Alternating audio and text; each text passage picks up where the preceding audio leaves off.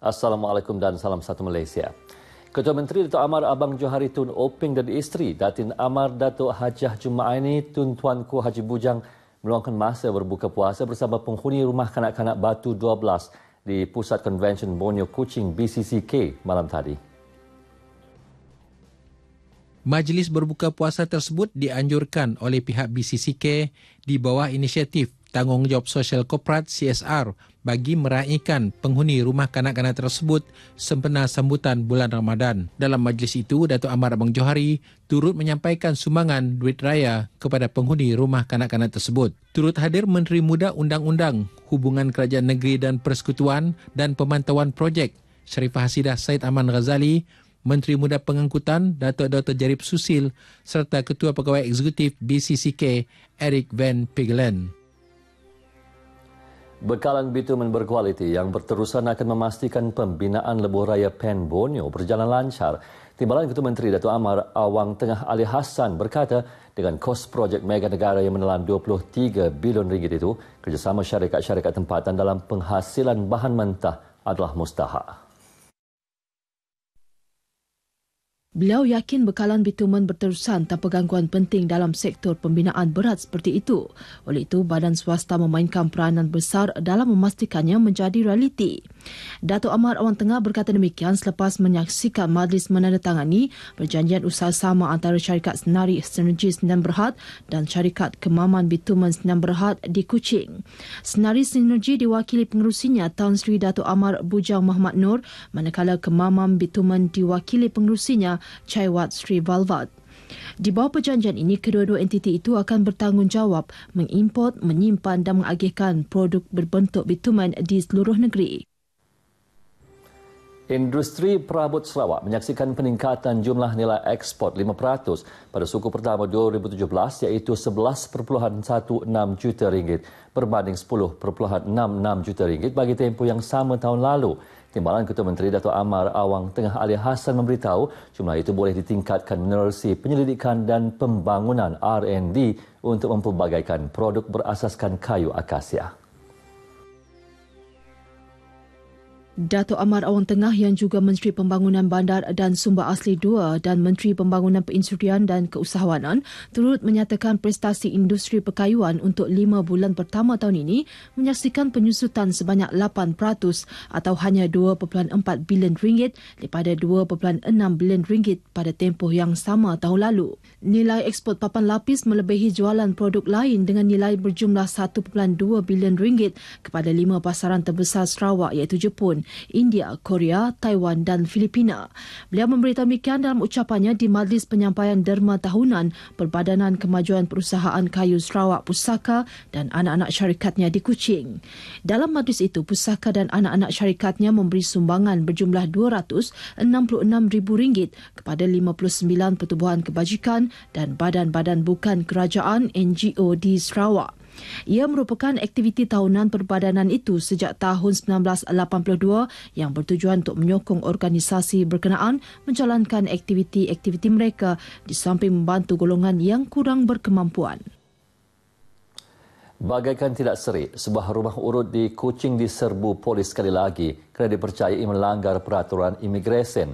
Menurut Ketua Polis Daerah Kuching, ACP Abang Ahmad Abang Julai, rumah urut berkenaan juga pernah diserbu beberapa bulan lepas kerana dipercayai menjalankan aktiviti pelacuran.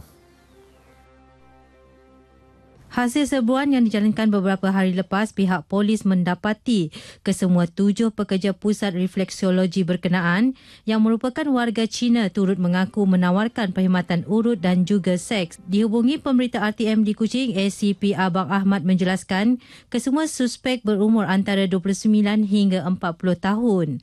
Turut dirampas beberapa kondom dan wang tunai berjumlah RM250. Kesemua suspek disiasat di bawah Seksyen 5-1-C Akta Imigresen 1959 dan 1963 dan Peraturan-Peraturan Imigresen 1963 dan 372B Kanun Keseksaan. Kontraktor yang terlibat dalam pembinaan lebuh raya Pen Borneo di seluruh Sarawak diingatkan agar tidak meletakkan mesin pembinaan dan lori di jalan-jalan yang gelap dan berselekoh tajam. Ketua Jabatan Siasatan dan Penguatkuasaan Trafik IPK Sarawak, Superintendent Muhammad Sari Fauzi berkata ini bagi mengelak berlakunya kemalangan berikutan kecuaian kontraktor yang tidak peka akan keselamatan jalan raya. Beliau yang dihubungi pemberita RTM di Kuching berkata, namun begitu kebanyakan kemalangan jalan raya berpunca dari kecuaian pengguna dan juga keadaan kenderaan yang dinaiki. Jelasnya lagi, mulai minggu depan, kebanyakan umat Islam akan mula bergerak untuk balik kampung bagi menyambut Syawal, maka jumlah kenderaan di jalan raya dijangka meningkat. Sepanjang Ops Gawai lepas, polis merekodkan sebanyak 18 kemalangan maut di seluruh negeri daripada 462 kemalangan yang direkodkan. Kerajaan meletakkan kepentingan pendidikan sebagai keutamaan dalam usahanya melahirkan modal insan cemerlang ke arah menjadi sebuah negara maju berpendapatan tinggi.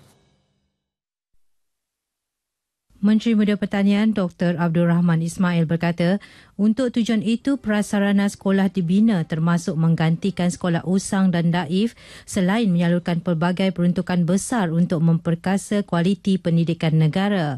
Beliau yakin kemudahan tersebut dapat mewujudkan suasana pengajaran dan pembelajaran yang lebih selesa. Menurutnya, hanya melalui pendidikan yang berkualiti dan pencapaian cemerlang anak-anak mampu merubah masa depan pelajar berkenaan, keluarga, masyarakat dan juga negara. Dr. Abdul Rahman memberitahu demikian di Majlis Pemimpin Bersama Rakyat di Dewan Kampung Bunga Raya, Limbang. Dalam majlis itu, sebanyak RM217,000 geran kerajaan diagihkan kepada Persatuan Ibu Bapa dan Guru, PIBG Sekolah Rendah dan Menengah, Tabika Perpaduan dan Tabika Kemas. Perkhidmatan Bergerak Tabung Haji TH Community merupakan inisiatif yang diperkenalkan TH dalam usaha memberikan perkhidmatan yang terbaik kepada orang ramai khususnya yang tinggal di luar bandar atau jauh dari pejabat cawangan TH.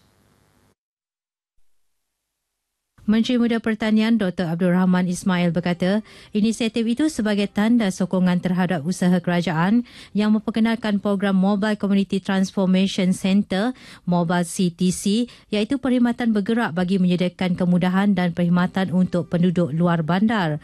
Jelasnya apa yang istimewa adalah perkhidmatan bergerak TH Community ini disokong dengan pemasangan terminal VSAT bagi membolehkan orang ramai berurusan secara dalam talian. Perkhidmatan bergerak TH Community yang dilancarkan pada pertengahan Jun tahun lepas mula bergerak di sekitar bahagian Kuching dan kini ke bahagian Limbang dan sekitarnya. Dr. Abdul Rahman memberitahu demikian semasa merasmikan pelancaran perkhidmatan bergerak TH Community di Pejabat TH Cawangan Limbang yang turut dihadiri Wakil Pengurusan TH Datuk Adi Azwan Abdul Ghani. Kerajaan diharap dapat mencari jalan penyelesaian bagi meningkatkan peluang pekerjaan di kawasan Selalang Serike setelah banyak kilang berasaskan pembalakan di kawasan tersebut mengurangkan operasi atau tutup sepenuhnya. Menurut Ahli Parlimen Tanjung Manis, Datuk Norah Tun Abdul Rahman, penurunan aktiviti pembalakan di kawasan Selalang telah menyebabkan kurangnya peluang pekerjaan yang menyebabkan ramai anak muda terpaksa berhijrah ke tempat lain untuk mencari rezeki. Jelasnya antara langkah yang boleh dilaksanakan adalah membangunkan industri hiliran di kawasan tersebut bagi menjana peluang pekerjaan. Selain itu, katanya pihaknya turut mengalu-alukan sebarang perancangan untuk memulakan projek penanaman semula hutan bagi merancangkan semula industri yang dahulunya merupakan sektor pekerjaan utama di kawasan tersebut. Kita amatlah mengalu-alukan jika Jabatan Hutan dapatlah membuat satu perancangan untuk memelihara hutan lagi, untuk menanam hutan supaya biarlah kilang tu masih tetap dapat berbuka. Beliau memberitahu demikian selepas menghadiri majlis penyerahan sumbangan raya kepada 130 anak yatim, ibu tunggal dan orang kurang upaya di Dewan Masyarakat Selalang. Sumbangan itu bagi meringankan beban penerima sebagai persediaan menyambut perayaan Aidilfitri. Usaha murni Maksak Wanita Bahagian Bintulu, Maksak Wanita dan Badan Kebajikan Islam Perbadanan Bintulu jelas terpapar dengan penganjuran program Jalinan Kasih Ramadan 2017 yang diadakan di perkarangan Pejabat Residen Bintulu. Residen bahagian Bintulu Muhammad Yaakob Kari yang ditemui pemberita RTM menjelaskan program itu sedikit sebanyak dapat meringankan beban golongan yang memerlukan, terutamanya menjelang sambutan Hari Raya Aidilfitri tidak lama lagi. Seramai 100 orang penerima sumbangan terdiri daripada ibu tunggal dan kurang berkemampuan menerima hamper, minuman dan beras dalam majlis itu. Penerima sumbangan tersebut dikenal pasti melalui sistem e-kasih dan juga kaki tangan yang berpendapatan rendah.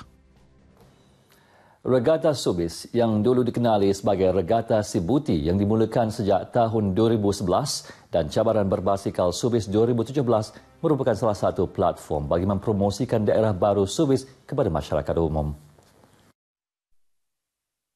Ahli Parlimen Sibuti Ahmad Lai Bujang berkata seiring dengan pembangunan daerah Subis dalam masa 5 hingga 10 tahun akan datang, amat perlu mengadakan pelbagai program bagi menyokong kewujudan pusat pentadbiran baru pejabat daerah Subis di Pekan Berkenu.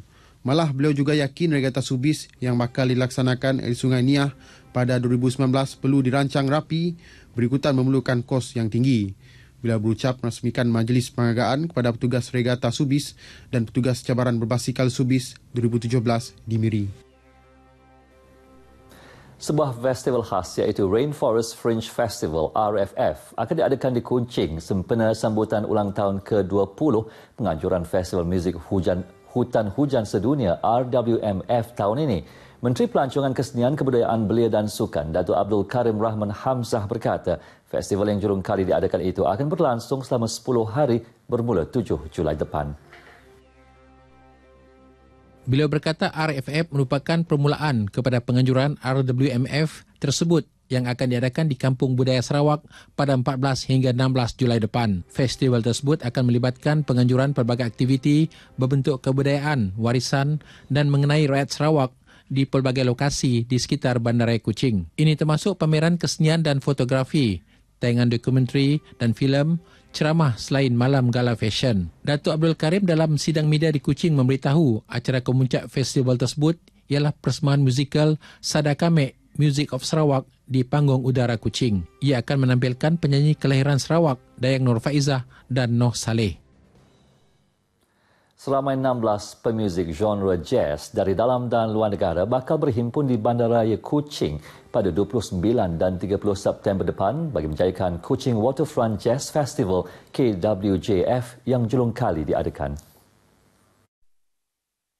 Timbalan Pengurus Besar Sektor Komersial Perbadanan Pembangunan Ekonomi Sarawak SEDC, Edwin Abid berkata festival berkenaan merupakan platform terbaik untuk anak tempatan mengembangkan bakat mereka dalam bidang muzik berkenaan. Antara pemuzik yang terlibat ialah Belawan Magic Fingers dari Indonesia, Baihana dari Filipina dan Melo Motif dari Thailand selain 9 penglibatan pemuzik tempatan seperti Sheila Majid. Beliau turut menyasarkan kehadiran seramai 1,500 pengunjung dalam festival muzik selama 2 hari itu. Edwin berkata demikian dalam sidang media selepas melancarkan KWJF di Kuching. Baiklah, seterusnya kita beralih ke segmen agenda hari ini.